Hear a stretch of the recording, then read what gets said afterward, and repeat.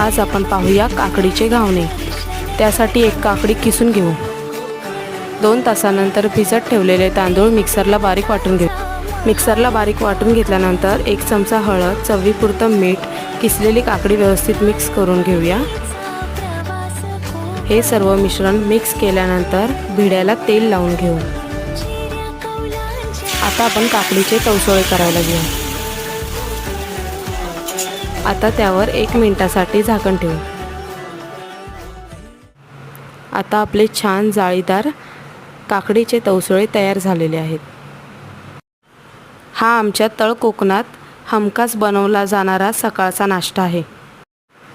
तुम्हीही नक्की ट्राय करा। आवडल्यास कमेंट करा आणि माधुरीज किचनला सबस्क्राइब करा। तुम्ही हे काकडीचे घावणे गरमागरम चहासोबत किंवा ओल्या खोबऱ्याच्या चटणीसोबतही खाऊ शकता।